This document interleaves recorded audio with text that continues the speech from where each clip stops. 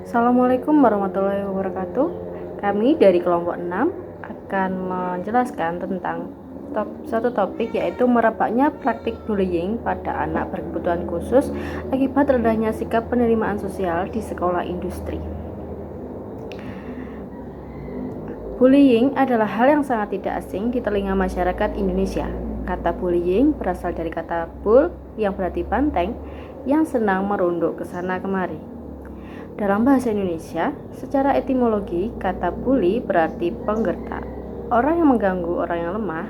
Secara etimologi, menurut Tantuk, bullying adalah the willful, conscious desire to hurt another and put him on her under stress. Kemudian, Always juga mendukung adanya statement tersebut dan serupa bahwa bullying adalah perilaku negatif yang muncul dalam diri seseorang mengakibatkan menciptakan keadaan tidak nyaman atau terluka yang biasanya terjadi berulang-ulang. Nah, adanya bentuk bullying ini sangat merugikan pihak korban, terutama di sekolah inklusi yang seharusnya menjadi sekolah yang sangat mentolerir perbedaan-perbedaan yang ada di dalam sekolah tersebut. Sekolah inklusi adalah sekolah yang harus mengakomodasi semua anak tanpa melihat kekurangan, tanpa memandang kondisi fisik, sosial, emosi, linguistik, intelektual anak. Sekolah inklusi ini sangat menjunjung tinggi konsep kesetaraan bagi setiap anak, bahwa setiap anak berhak untuk bisa bersekolah di sekolah inklusif. Dalam hal ini, sekolah inklusif menerima anak berkebutuhan khusus untuk belajar bersama siswa reguler. Anak berkebutuhan khusus menurut Royha yaitu merupakan individu yang memiliki karakteristik khusus, baik berkaitan dengan fisik, intelektual, emosional atau fisik, intelektual dan emosionalnya lebih tinggi atau lebih rendah dengan teman sebayanya. Penerimaan sosial adalah sesuatu yang sangat penting bagi anak berkebutuhan khusus karena perbedaan yang dimiliki, maka perlu adanya untuk penerimaan dari lingkungan sekitarnya. Dalam hal ini utamanya teman sebayanya yang ada di sekolah tersebut. Namun, dengan adanya perbedaan-perbedaan ini tentunya menimbulkan efek-efek negatif seperti kasus bullying. Bullying sangat riskan terjadi pada sekolah inklusif dikarenakan terdapat perbedaan-perbedaan yang sangat mencolok pada peserta didik. Keadaan ini menyebabkan anak didik trauma yang berkepanjangan. Perilaku bullying ini terjadi di sekolah inklusif umumnya disebabkan oleh rendahnya penerimaan sosial di sekolah inklusi. Hal tersebut sesuai dengan penelitian Duli Santi R tahun 2015 di sekolah SMKN 2 Malang, bahwa siswa reguler masih belum bisa menerima secara penuh teman yang memiliki kebutuhan khusus sehingga menjadi pemicu terjadinya diskriminasi anak berkebutuhan khusus. Akan menjelaskan tentang bagian dari artikel yang bagian dari metode. Metode yang digunakan adalah systematic review in literatur dari artikel yang telah dipublikasikan.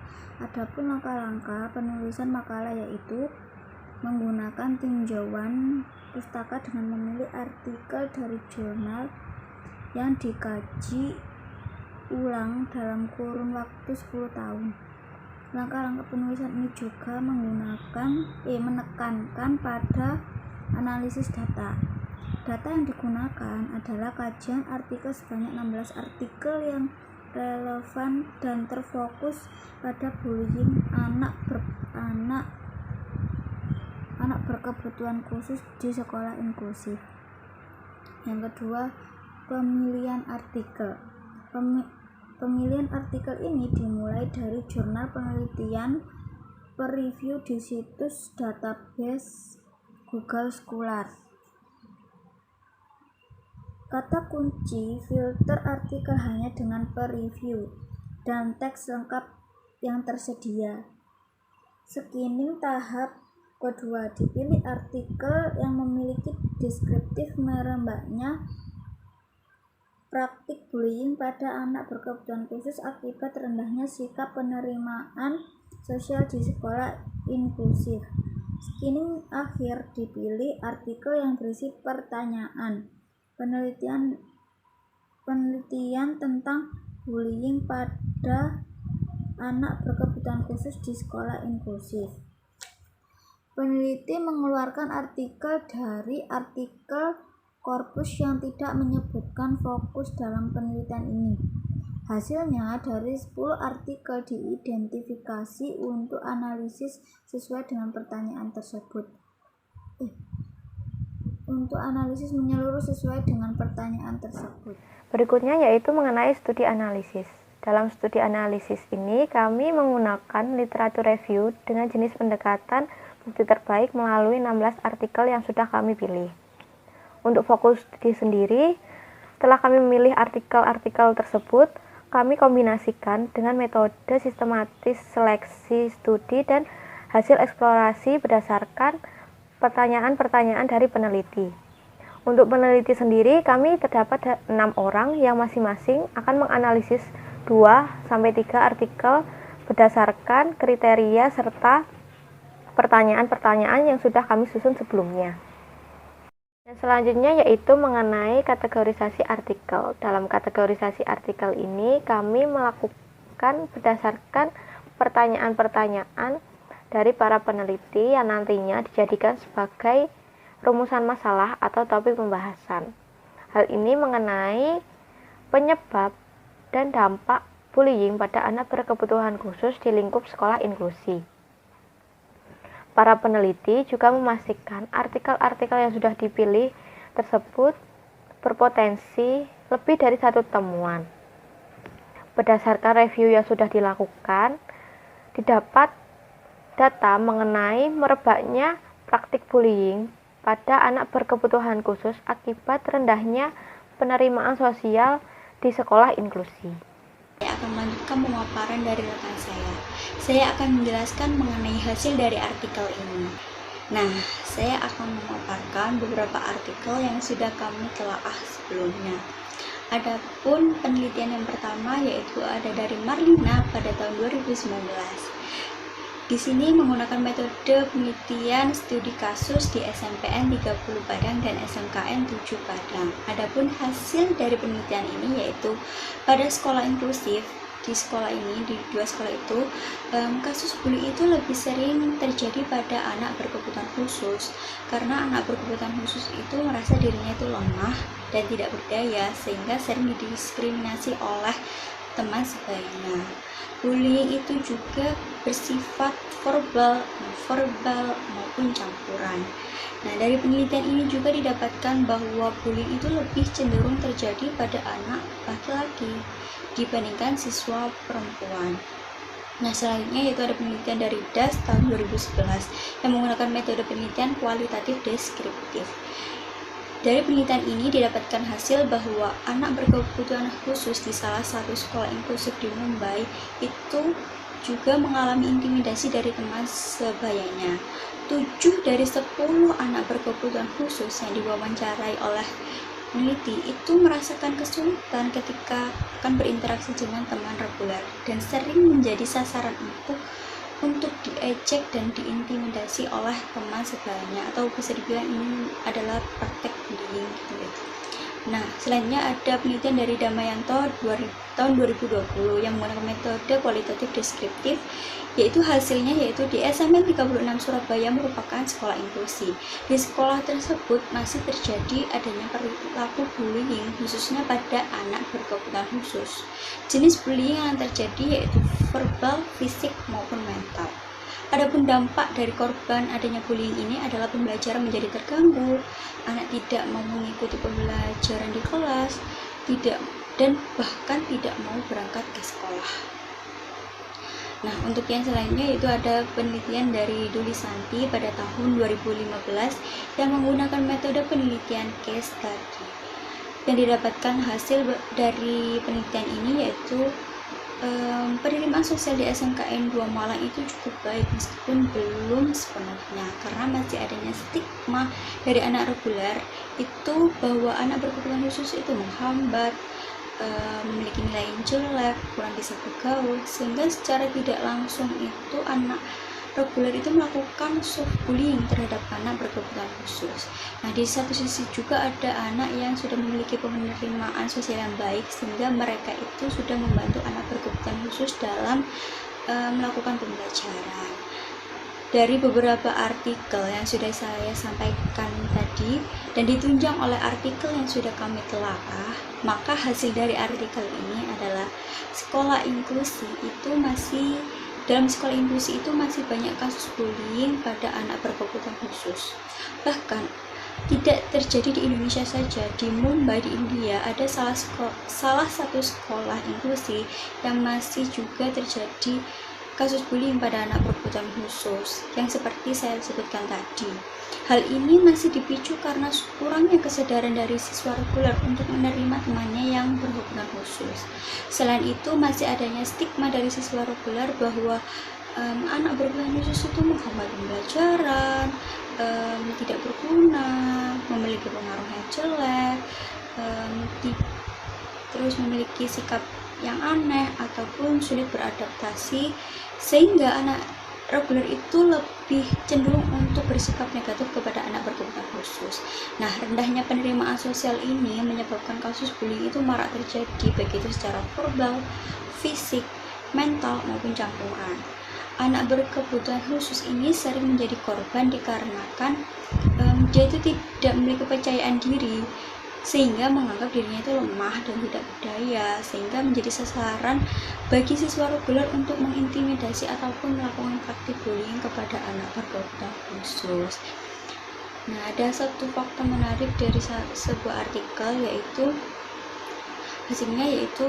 terjadinya praktik bullying itu terjadi pada dua waktu, yaitu pada saat jam pelajaran dan saat jam istirahat, di mana di dalam dua waktu yang berbeda tersebut terjadi praktik bullying pada anak berkebutuhan khusus di sekolah inklusi. Nah, perlakuan bullying ini itu sering terjadi dengan bentuk siswa reguler itu mengacuhkan atau mengabaikan adanya anak berkebutuhan khusus, sehingga terkesan mengucilkan, dan anak reguler itu melakukan dengan sengaja tanpa ada alasan yang jelas. Adapun pemicu lain adanya terjadinya bullying ini itu karena kurangnya tenaga pendidik, khususnya guru yang mendampingi siswa berkebutuhan khusus dalam proses pembelajaran maupun mengawasi siswa. Selain itu, kurangnya kesadaran guru untuk memahami kebutuhan siswa anak berkebutuhan khusus, sehingga akan berdampak kurang bagus pada perkembangan mental siswa. Nah, setelah kita membahas tentang pemicu dari adanya praktik bullying, yaitu adapun dampak dari kasus bullying ini adalah kegiatan pembelajaran itu terganggu karena anak itu merasa dirinya lemah dan tidak memiliki motivasi untuk belajar, sehingga anak itu lebih cenderung tidak mau mengikuti pelajaran, tidak mau masuk kelas, tidak mau pergi ke sekolah, dikarenakan mereka itu memiliki trauma sendiri kepada anak-anak yang telah melakukan bullying kepada dirinya, sehingga anak itu sering merasa cemas, merasa depresi, ataupun memiliki emosi yang berlebih. Dan adapun dampak yang lebih fatal itu adalah anak berkebutuhan khusus itu merasa dirinya tidak berguna karena praktik bullying sudah dilakukan kepada dirinya itu. Nah, selain itu dampak fatal dari adanya praktik bullying itu adalah anak itu ingin mengakhiri dirinya dengan cara bunuh diri, karena mereka itu, khususnya anak berkebutuhan khusus yang menjadi korban itu, merasa bahwa dirinya itu tidak berguna, seperti apa yang sudah dia dengar dari teman-temannya yang membuli dirinya itu. Jadi mereka itu memiliki trauma tersendiri dan ingin mengakhiri dirinya. Selanjutnya adalah pembahasan. Nah, bullying itu sendiri adalah suatu bentuk perilaku agresif di mana seseorang dengan sengaja berulang kali menyebabkan cedera atau membuat orang lain merasakan ketidaknyamanan. Nah, bullying itu sendiri juga bentuknya bisa berupa kontak fisik, kata-kata, ataupun tindakan seperti itu. Nah, maraknya tindakan bullying ini marak terjadi di sekolah seperti itu. Sekolah menjadi media yang turut menyuburkan praktik bullying di negeri ini. Seperti yang terjadi di Purworejo, Jawa Tengah pada Februari tahun 2020 lalu, sejumlah siswa SMP melakukan tindakan bullying kepada teman kelasnya dengan melakukan pemukulan dan juga tendangan seperti itu. Bahkan KPAI sendiri juga merilis data yang menyebutkan bahwa dari tahun 2011 hingga tahun 2018 praktik bullying ini terus menunjukkan kenaikan di tiap tahunnya. Meskipun di tahun 2017 praktik bullying ini sempat turun kasusnya, tetapi di tahun 2018 tindakan bullying ini kembali naik seperti itu. Nah, ternyata praktik bullying ini juga tidak hanya terjadi di sekolah reguler, tapi juga terjadi di sekolah inklusi, di mana di situ terdapat anak berkebutuhan khusus yang secara fisik maupun psikologis tentu berbeda dengan anak-anak reguler kebanyakan di sekolah tersebut seperti itu. Seperti yang terjadi di SMKN 7 Padang, sejumlah siswa reguler melakukan tindakan intimidasi dan berupa pengejekan kepada teman kelasnya yang merupakan anak berkebutuhan khusus seperti itu. Hal yang sama juga terjadi di Gedangan, Sidoarjo. 2 dari 6 sekolah inklusi di Gedangan, siswa regulernya melakukan tindakan bullying kepada teman kelasnya yang merupakan anak berkebutuhan khusus berupa kata-kata mengejek ataupun intimidasi.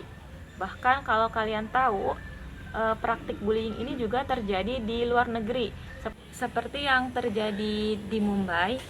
Di sekolah inklusi di Mumbai terjadi tindakan bullying berupa intimidasi dan pengejekan. 7 anak berkebutuhan khusus di sekolah inklusi di Mumbai diwawancarai dan mereka mengatakan bahwa mereka mengalami kesulitan dalam berinteraksi dengan anak reguler dan seringkali menjadi sasaran empuk dari siswa reguler untuk melakukan tindakan bullying seperti itu.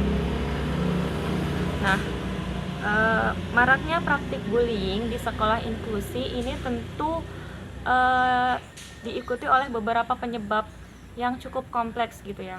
Nah, penyebab utama yang seringkali menyebabkan terjadinya praktik bullying di sekolah inklusi adalah karena rendahnya kesadaran diri anak reguler dalam menerima kehadiran anak berkebutuhan khusus seperti itu.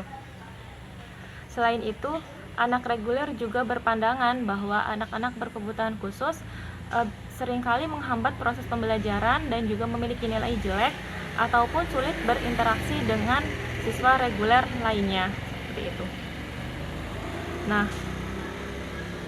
praktik bullying ini yang sudah sedemikian banyaknya tentu menimbulkan sejumlah dampak yang cukup serius, khususnya bagi anak-anak berkebutuhan khusus. Nah, anak-anak berkebutuhan khusus ini seringkali merasa dampak yang dirasakan oleh mereka adalah dampak psikologis seperti itu ya. Mereka merasa dikucilkan, kemudian kepercayaan dirinya berkurang, malas belajar, malas ke sekolah, bahkan sampai ada yang berkeinginan untuk bunuh diri karena adanya praktik bullying ini. Nah, dengan sedemikian parahnya dampak dari bullying tersebut, sudah seharusnya kita sebisa mungkin mencegah dan memutus mata rantai tindakan bullying khususnya di sekolah inklusi. Ini adalah sekolah inklusi pada hakikatnya adalah sekolah yang menjunjung tinggi konsep kesetaraan dan toleransi. Kesetaraan dan toleransi yang sangat tinggi. Perisakan atau penggertakan atau biasa disebut bullying adalah kasus yang sangat sering ditemui di sekolah inklusi. Perilaku bullying ini di sekolah inklusi jadi perilaku bullying ini di sekolah inklusi masih sering terjadi, diakibatkan oleh salah satunya rendahnya sikap penerimaan sosial di sekolah inklusi tersebut.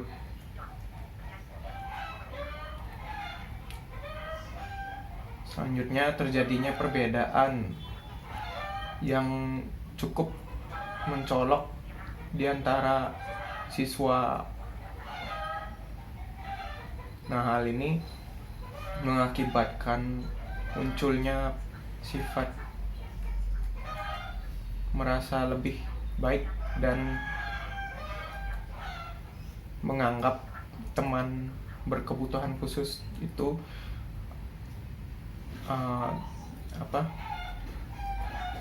lemah dan tidak punya kemampuan,